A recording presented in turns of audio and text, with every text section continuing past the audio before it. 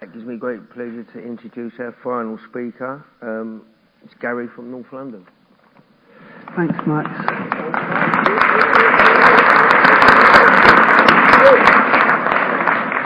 Hi everybody, my name's Gary, I'm an addict. Good to be here. Thanks for, get the thank yous out of the way first. Thanks to the convention committee who put this on. Thanks Max for taking the meeting. Thanks for you guys for speaking. Thanks everybody for being here in the room. Thanks to NA. You know, I always say this, you know, the convention, what we're doing up here is like the icing on the cake, really. The people that do the stuff behind the scenes, the people who are stewarding today, they're the people that really matter, you know, and it's great to be up here doing this, but, you know, a guy who used to sponsor me said to me once, he said, you know, I was about to speak at a convention and he said, you know, just remember it feeds the part of your personality that really ought to be starved.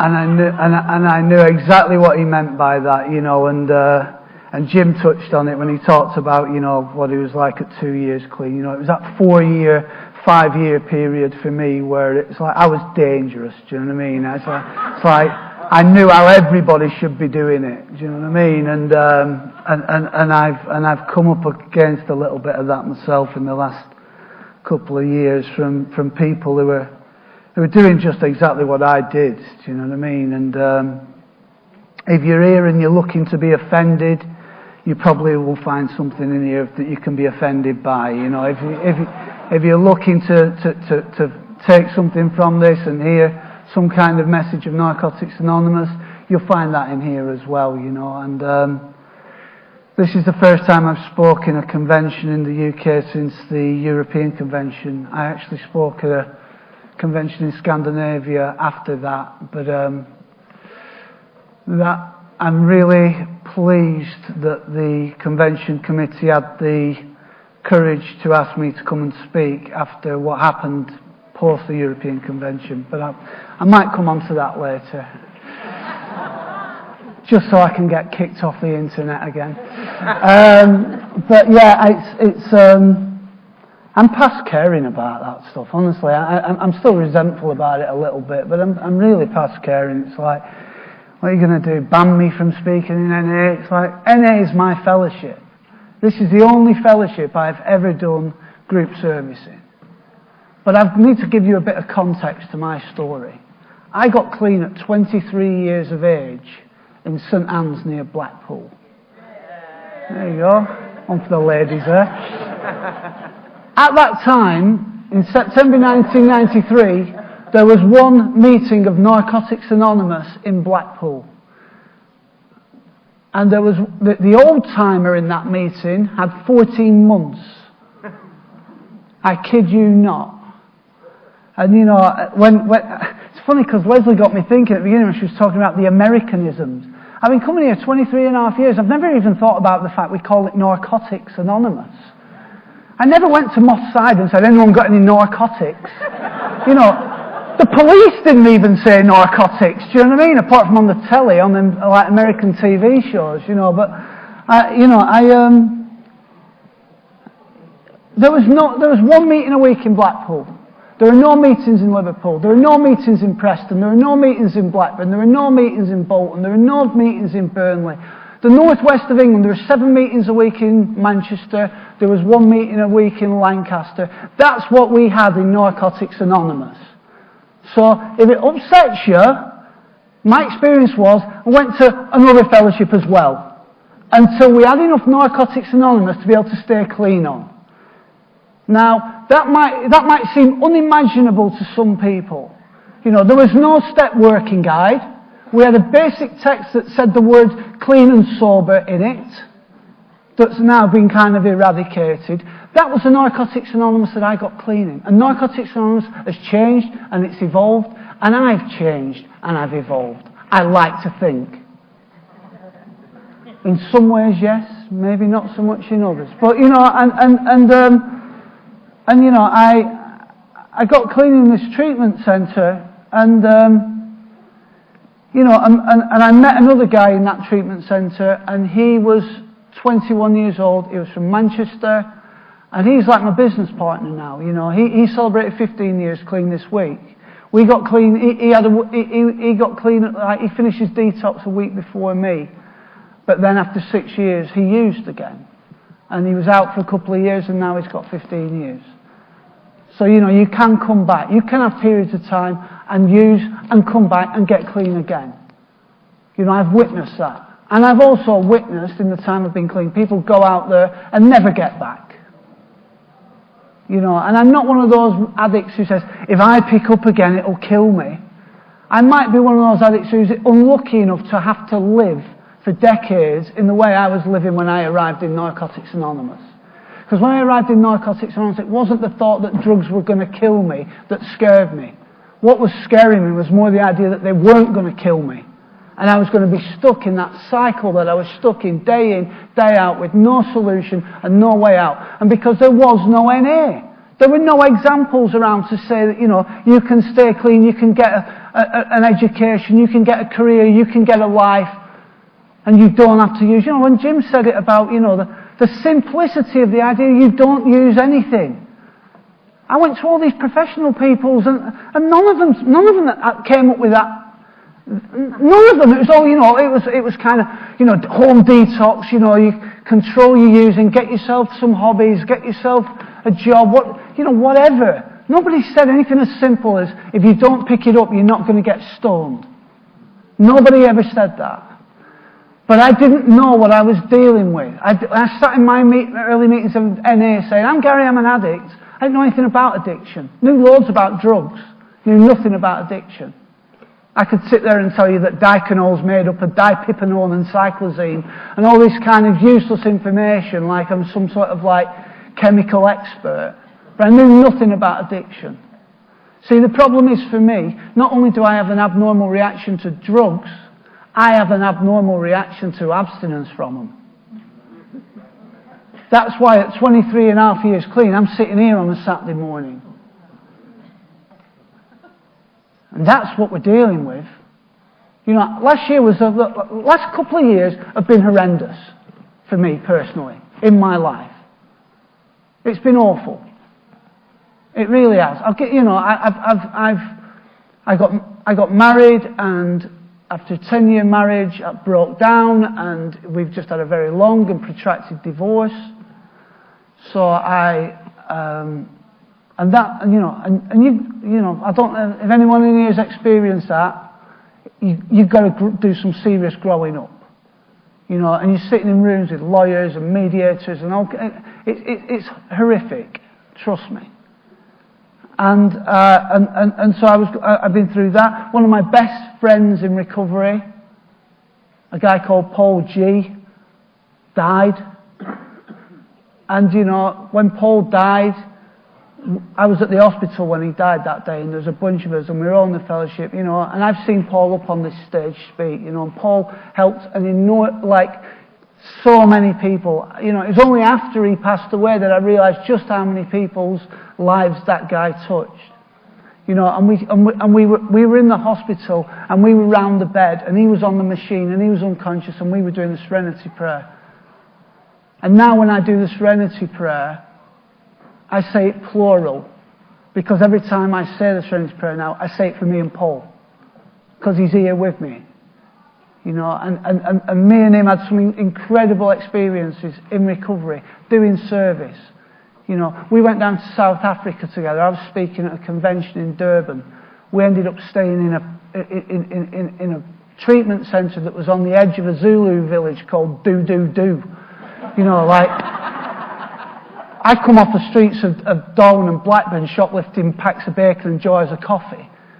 Not ending up in Do, speaking to people who are trying to get clean. You know, and this journey took me some incredible places. So, you know, he passed away. My mum had some sort of mental breakdown about 12 years ago, and she's been sectioned numerous times since. My mum had been sectioned. You know, and when my mum, you know, when she becomes the PC term nowadays is elated. When my mum becomes elated, You know, it's the most horrendous thing. It really is. It's heartbreaking seeing my mum like that. And it's kind of, you know, you hear people in NA with this sort of addict arrogance. This is the only disease that will tell you haven't got one. That's a crock of shit, by the way. You know, like schizophrenia does that. Bipolar does that. There's lots of forms of mental illness that do that. And, you know, and when my mum becomes elated, she thinks, she feels wonderful. But everyone around her suffers, and it's horrendous. And, you know, getting my mum sectioned is no bag of laughs. And then I go and speak you know, and so I'm in the middle of a divorce. I've lost one of my closest pals. My mum's just been sectioned, and I speak at an NA convention where I only speak about, you know, the thing about it is I only speak about Narcotics Anonymous literature in Narcotics Anonymous. Only ever have done. Only ever identify myself as an addict. Only ever have done. But somehow someone takes offence at that, and all of a sudden there's an online campaign blowing my anonymity to get me kind of taken down off the NA website, because these people need to protect and defend NA from people like me. People like me. And I just, you know, I'm just like, I questioned, do I really belong in NA anymore? Do I need to keep going to that fellowship? Because, you know, I am a bitextual. I do know the literature of other 12-step fellowships. I do know that stuff, but I don't talk about it in here. I talk about this in here, this one, the basic text. As I say, I got clean before the green and gold existed. I've had numerous sponsors. I changed sponsor last year. I don't know if I'm NA enough for you guys, but I'm NA enough for me.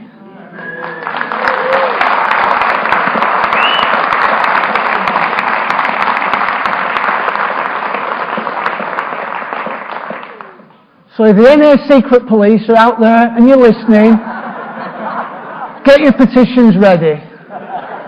But you won't stop me coming. My life changed. My life has changed so much. You know, I've been doing this over 23. I came in as a young person. Big shout to anybody who's coming as a young person. You know, I came down to London. I was about a year clean, and a guy who come up to St Anne's took me to a meeting in Chelsea, and we went for food on the King's Road after. And a guy came in there, and he was a similar age to me, and he had 8 years clean. And this guy, he was a good-looking guy. He was very stylish, and this guy, you know, he went on to become a film director, and you know, me and him are still friends to this day. But I came down, I was 12 months clean, and I saw this guy, and I was like, wow, he's young like I am, and he's managing to stay clean. And this is possible. And that's that second step we have. You know, I love the second step. I love the difference between the second and third step. I love the fact we talk about power greater than ourselves, rather than God as we understood it. Power greater than myself, I understood from the first NA meeting I walked into. I knew there was a power greater than me at work here, that if I was to do what these people were doing, there was a possibility I might be able to stay clean like they were staying clean. And it really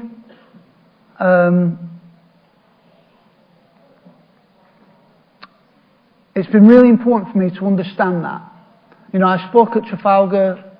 I read the card at Trafalgar Square last night. Penny was taking the meeting, and I emphasised the word regular. Those who keep coming to our meetings regularly. It's so important to get that rhythm, into my life of coming to meetings regular. You know, I didn't, it was a very different fellowship that when I came in 1993. All people talked about was, you know, the bridge to normal living, wherever that is, which basically translated as when you get 7 or 8 years clean, you don't really need to come here as often.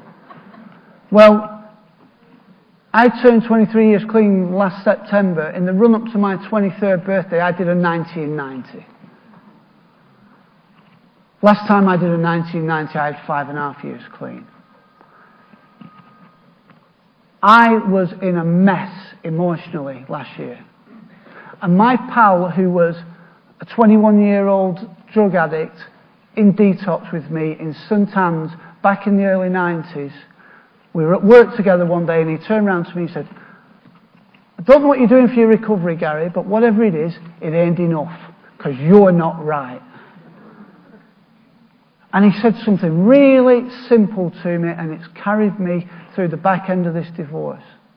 What he said to me, and it was so simple, but it was so effective. He said, Gary, you either believe everything's going to be all right, or you don't. That's the crux of step 3. Step 3 means you don't have to protect and defend anymore. You just have to be of love and service. He said, because I was panicking. And my mantra this year is, don't get bitter, get better. Because, last year I was so bitter about the divorce, and I was so feared up about how I'm going to pay for all this stuff. Because, I still have that, I don't know if it's low self-esteem, I don't know if it's a working class thing, I don't know where it comes from, but it's like, I've had a successful career on society's terms. But there's always that part of me somewhere that kind of feels like I've somehow fluked it, and that my luck's going to run out. This is as good as it could ever get. It never says to me, it says to me like, you're 47 now, so it's going to start slowing down for you soon. It doesn't say you could be earning double this in 3 years' time. It never gives me information like that. Because like I say, the abnormal reaction to abstinence is that I have an ego that's constantly trying to rebuild itself. When I was out there using, no one could tell me anything. And a lot of people tried. People would say, you need to slow down, Gary. I'd say, yeah, whatever. I'm all right. I know what I'm doing. You carry on using like that, it's going to kill you. Yeah, get off my case. I know what I'm doing. I'm fine. That was me when I was out there using. No one could tell me anything. Girlfriends, guys who've been using for years longer than I had, be like, steady on, mate. I'd OD and then I'd kind of come round and I'd be kind of getting another hit together. And they'd be like, whoa, you stop breathing. I was just having a gouge. Get off me, I'm all right. When I hit bottom, I was on my knees screaming out in desperation to whatever's out there, I can't do this anymore. I can't go on another day living like this. I humbly asked whatever's out there to remove the shortcoming that was my drug addiction. Because the thing about it is, going back to what I was saying about step 2 and step 3, step 3, this God, as you understand, my belief system has changed. The name I give to that has changed. My concept of it has changed. And that's okay. It can change. If I keep an open mind and I have different experiences, I've done all kinds of stuff clean. I've done, I've been off to Buddhist temples, I've done ancestral healing, I've done, I've been to spiritualist churches, I've done all kinds of spiritual stuff. Because I was always looking, when I was out there using, even from being a young kid, I always had a longing for some kind of otherness. Something beyond the material. And I kind of thought I found that in drugs. But I realised now, because life's lived forwards, but it's understood backwards. Looking back on it all now, I can see that, I was just knocking on the wrong door. I need what drugs did for me was they changed my perception of reality. They changed my perception. When I first ever used, it made me funnier, it made me better looking, it made me tougher, it made me more confident. All that sort of, all my insecurities, I was terrified about the fact, I started puberty late, all that kind of, I was free.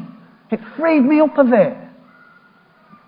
And then through the progression of addiction, and I say progression of addiction, I don't confuse that by going, I started with the soft drugs and then I got into the party drugs and then the class A's brought me to my knees. It wasn't class A's that brought me to my knees. It was my addiction that brought me to my knees, the progression of addiction. And the progression of addiction was about the progression of the obsession and the progression of the cravings, which were absolutely insatiable at the end of my using, no matter what I was throwing inside me. And it, you know, I need something that's going to change my perception of reality clean. And that comes from some kind of spiritual connection. But the thing about getting a spiritual connection is it takes consistent and persistent effort over time. The problem is, you know, a lot of people don't stick around to find that out. It is hard to an experience. It is hard to face your fears. It is hard to keep walking. It is hard to turn up. You know, every time I go and do a bit of H&I service, I never feel like it, ever. I'm never in the mood for going into the detox. I'm never in the mood for going into the prison. I never go, hey, great, we're off to Wandsworth today. It never feels like that. But every time I come out of there, I always go, I'm glad I did that. I get a feeling, I get one of them big fat feelings that fills me up and frees me of that obsession with myself that will torture me clean. That obsession with myself, that constant thinking about me. Got you. That constant thinking about me. You know, when I was out there using, I was obsessed with the getting and using and finding ways and means to get more. I got clean, and then that old obsession was replaced by a new obsession. An obsession with myself. What do I sound like? What do I look like? My shoes don't look right with my jeans. My hair, I need an haircut. I've got bags under my eyes. I've got a spot. I'm this and that and that and that. What's that person think of me? What did that sound like? And it just goes on and on and on and on and on, and it's relentless. So I need some kind of spiritual connection that's going to give me some freedom from that. Something that will change my perception of reality clean. And I'll go wherever I have to go to get that. I love this fellowship. I love Narcotics Anonymous. Make no bones about it. You know, I'm flippant. I can be mischievous. I can be downright cheeky. But I love Narcotics Anonymous. This is my fellowship. This is where I do my service. And this is where I do my sponsorship. My home group is a Trafalgar Square meeting on a Friday night. One of the founders of Trafalgar is up there in the top corner. 3 of us started that meeting, and other people who shared the same vision got involved, and that became a solid meeting. I love going to another meeting on a Tuesday night, which is a men's meeting down in Earl's Court. I don't get there as often as I'd like to because I travel a lot with my job, but I love that men's meeting as well, because there's a level of honesty in there. And I like to sit amongst a few grown-ups. You know, it says in our Living Clean book, it talks about the dangerous position that we put ourselves in when we go to meetings and we're the longest clean person in the room. Because my ego, that's been trying to rebuild itself throughout my recovery, will try and use my clean time as a way of making me different from you. You know, it's important for me to come here and be authentic and tell you the reality of how it is in my recovery at any given time. And I'll tell you what, the last 2 years have been awful. And the funny thing about it is, when I was out with a sponsee last night, I said, I've never had so few requests for sponsorship as I've had over the last 18 months. But the message is, you see, you know, I did a 1990. I live to tell the tale. I'm still here. I keep walking. You know, and the sponsee turned around to me recently and he said, Gary, I don't know how you're coping with what's with all this stuff that's going on in your life. I said, well, what else am I going to do? Use? Kill myself? Or keep walking and stick with you lot? And I just keep walking and stick with you lot. Really nice to be here. If I have offended anybody, go speak to your sponsors. Send me loads of love.